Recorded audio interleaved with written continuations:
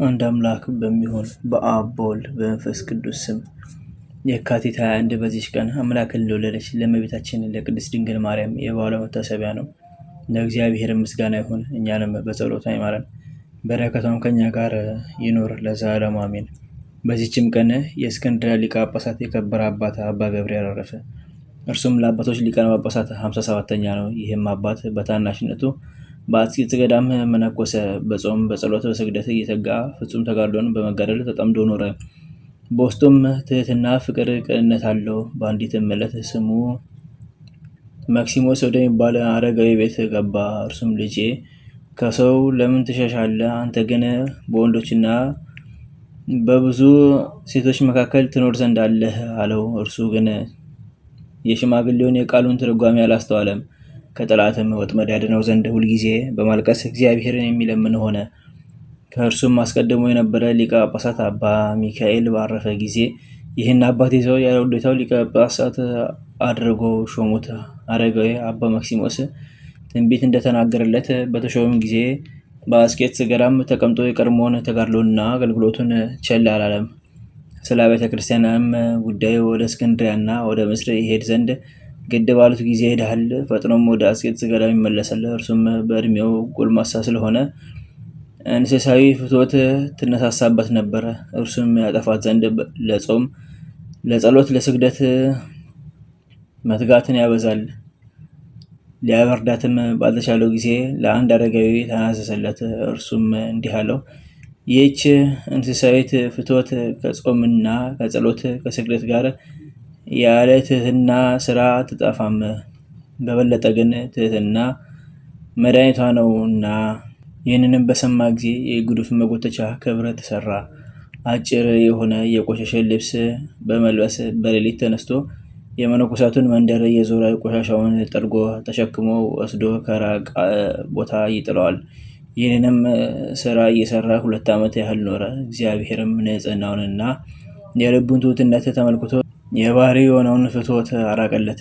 ይህም አባት በገደል እንደተጠመደ ሆኖ መንጋዎችን በቀናች ሃይማኖት ይጸዱ ዘንድ እያስተማራቸው ነው። እየገሰጻቸው እየመከራቸው 12 ዓመት ኑሮ በሰላም አረፈ። ለእግዚአብሔር ምስጋና ይሁን፣ እኛንም በጸሎት ይማረን፣ በረከቱም ከኛ ጋር ትኖር ለዘላለሙ አሜን። በዚችም ቀን የሀገረ ሰሃ ኤጲስቆጶስ የከበረ አባት አባ ዘካርያስ አረፈ። ይህም አባት የጸሐፊዎች ወገን ነው። አባቱ ግን ጸሐፊነቱን ትቶ ቅስና ተሾመ። ስሙም ዮሐንስ ነው። ልጁ ዘካርያስም ባደገ ጊዜ ትምህርቶችን ሁሉ ጽሕፈትንም የጽርና የሮማውያንን ጥበብ የቤተክርስቲያንም ሕግ ተማረ። የንጉስም የጭፍራ አለቃ ወሰደውና በንጉሱ ቤት ጸሐፊነት ሾመው። በጽሕፈቱም የሀገረ ሰሃ መኮንን የሆነው ስሙ አብጥልማዎስ የሚባል ወዳጅ ሆነው። እነርሱ ወደ አስቄጥስ ገዳም ሄደው ይመነኩሱ ዘንድ ተስማሙ። በዚያንም ጊዜ በአስቄጥስ ገዳም ከአባ ዮሐንስ ደብረ አንድ መነኮስ ወደ እነርሱ መጣ። አብረውትም ይሄዱ ዘንድ ተስማሙ። መኳንንቶችም ይህን በሰሙ ጊዜ መሄድን ከለከሏቸው። ከጥቂት ቀኖች በኋላ ለእግዚአብሔር የተሳላችሁትን ስዕለት ለምን አትፈጽሙም የሚላቸውን ራእይ ያዩ። በዚያንም ጊዜ በስውር ወጡ። እነርሱ ግን መንገዱን አያውቁትም ነበር። አንድ መነኮስም ተገለጠላቸውና ወደ አስቄጥስ ወደ አባ ዮሐንስ ገዳም መርቶ አደረሳቸው። መኳንንቱም መሄዳቸውን በሰሙ ጊዜ ከንጉሥ ዘንድ ደብዳቤ ተቀብለው በመላክ ከገዳም ሊያስወጧቸው ተስማሙ። የክብር ባለቤት ጌታችንም ምክራቸውን በተነ። በመነኮሱም ጊዜ በብዙ ተጋድሎ ተጠመዱ። ይልቁንም አባ ዘካርያስ በዚያም ወራት አረጋውያን አባ አብርሃምና አባ ጋርጌ ነበሩ። ወደ እርሳቸውም እየመጡ በስራቸው ሁሉ ያረጋጓቸውና ያጽናኗቸው ነበር። የሀገረ ሰሃ ኤጲስቆጶስም ባረፈ ጊዜ ሕዝቡ አባ ዘካርያስን አሰቡት። እርሱንም ይሾምላቸው ዘንድ ስለ አባ ዘካርያስ እየለመኑ ወደ ሊቀ ጳጳሳቱ የመልእክት ደብዳቤ ጻፉ። ሊቀ ጳጳሳቱም ወደ አስቄጥስ ገዳም ልኮ አባ ዘካርያስን ወደ እርሱ አስመጣው። በሀገረ ሰሃ ላይም ኤጲስቆጶስነት ሾመው። ሊቀ ጳጳሳቱም እጁን በላዩ በጫነ ጊዜ እግዚአብሔርን ኃይል አየ። በላዩ ወርዷልና ፊቱም በብርሃን ተጋረደ።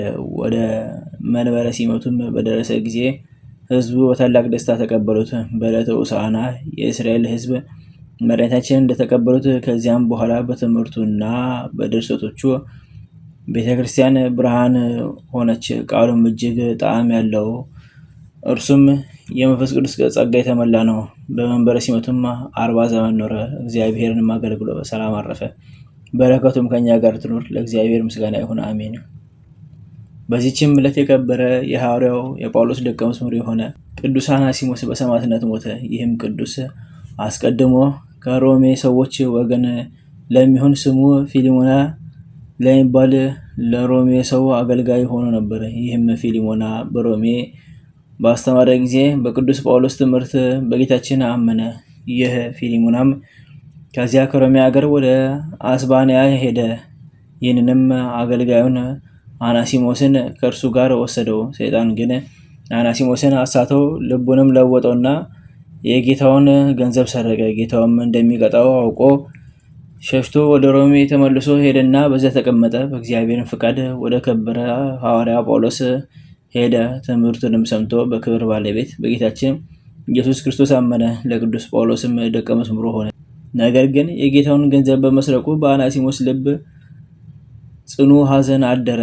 ለሐዋርያ ጳውሎስም የሰራውን ሁሉ ነገረው። ሐዋርያ ጳውሎስም አትፍራ፣ ልብህም አይዘን አለው። ወደ ጌታው ወደ ፊሊሞናም መልእክትን ጻፈለት። ይህችም ስለ አናሲሞስ የጻፋት ከመልእክቶቹ አንዲቱ ናት። በመልእክቱም እንዲህ አለ። እኔ በእስራኤል ፊት ስለወለድኩት ልጄ አማልድሃለሁ። ይኸውም አናሲሞስ ነው። የቀድሞው ስራው አልጠቀመም ነበር። ዛሬ ግን ለአንተም ለእኔም እጅግ የሚጠቅም ሆኗል። አሁንም ወደ አንተ ልኬዋለሁ። ልጄ እንደመሆንህ ተቀበለው። የበደለህም በደል ቢኖር ወይም የሚከፍል ቢኖር በእኔ ላይ አድርገው። ይህ የከበረ አናሲሞስም ወደ ፊሊሞና ወደ ጌታው በደረሰ ጊዜ በማመኑና በመጸጸቱ ደስ አለው። ሐዋርያው እንዳዘዘውም አደረገለት። እጅግም ወደደው፣ ብዙ ገንዘብም ሰጠው። እርሱ ግን ምን አልወሰደም። እኔ በክርስትና ባለጸጋ ሆኛለሁና አለ እንጂ። ከዚህም በኋላ ሸኙትና ወደ ሮሜ ሀገር ተመለሰ። በሰማዕትነት እስከሚሞትበት ጊዜ ሐዋርያ ጳውሎስን የሚያገለግለው ሆነ። ይህም ቅዱስ ካህን ሆኖ ተሾመ። ሐዋርያትም በሥርዓት መጽሐፋቸው በአንቀጽ 77፣ 81፣ በ53 እና በ57 በምስጋና አስታውሰውታል። እንደ ታማኝ ካህንም ነው አሉ። ከሐዋርያው ጳውሎስም የምስክርነት ሞት በኋላ የንጉሥ ጭፍራ አለቃ ይህን ቅዱስ ይዞ ወደ አንዲት ደሴት ሰደደው። የዚያችም ደሴት ሰዎች ሃይማኖትን እያስተማራቸው ኖረ። የክርስትና ጥምቀትንም አጠመቃቸው። ከብዙ ቀኖች በኋላ የንጉሥ ጭፍራ አለቃ ወደዚያች ደረሰ። የከበረ አናሲሞስንም ያው ሆኖ የክብር ባለቤት የጌታችን ኢየሱስ ክርስቶስን ሃይማኖት ለሰዎች ያስተምራቸው አገኘው። ጽኑ ግርፋትንም ገረፈው። ጭኖቹን እንዲሰብሩ አዘዘ። ምስክርነቱንም መፈጸመ። የሰማዕትነትም አክሊል በመንግሥተ ሰማያት ተቀበለ። ለእግዚአብሔር ምስጋና ይሁን፣ በረከታቸውም ከኛ ጋር ትኑር ለዘላለሙ አሜን። በዚህችም ዕለት ለከበሩ አባ አካክዮስና ለኢትዮጵያ ሀገር ጳጳስ ለአባ ገብርኤል መታሰቢያቸው ነው። በረከታቸው ከኛ ጋር ትኑር፣ ለእግዚአብሔር ምስጋና ይሁን፣ አሜን። አንድ አምላክ በሆነ በአብ በወልድ በመንፈስ ቅዱስ ስም የካቲት 22 በዚች ቀን የኤጲስቆጶስ አባ ማሩና የዕረፍቱ መታሰቢያ እና በከሃዲ በዲዮቅልጥያኖስ ዘመን በፋርስ ሀገር ለተገደሉ ሰማዕታት ስጋቸው የፈለሰበት ነው። ዘአቅረብኩ ማሕሌተ ዘኪርየ አእላፈ እምለተጸምዱከ ዘልፈ ለላነብብ ተወከፍ ዜኔቴ መጽሐፈ እንተረሴከ እግዚኦ ጸሪቀ ምልቱ ክፈ እመላእቡ ሁላን ዘተርፈ ነቢያት፣ ቅዱሳን ሐዋርያት፣ ሰባኪያን፣ ሰማዕታት፣ ጻድቃን፣ ደናግል፣ አዲ ወመነኮሳት ኢራን ባርኮ ጉባኤ ዛቲ መካን እስከ ረጌ ሊቆኑ ስፃን ለጻፎ በክርታስ ወለዛ ጻፎን ዘደርስ ወለሰአሙ ውስጥ ረቆን ሳዲስ ወለሰማ ቃሎ በዘነፈስ ጸሎተሙ ማርያም አረጋግተ ሁሉ እንባስ ወር የማረን ኢየሱስ ክርስቶስ በቅዱሳን ዘጠብቀን በረከታቸውም ከኛ ጋር ትኑር። ኦ አምላክነ በከመ ንሕነከ ወአኮ በከመ አመሰነ አቡነ ዘበሰማያት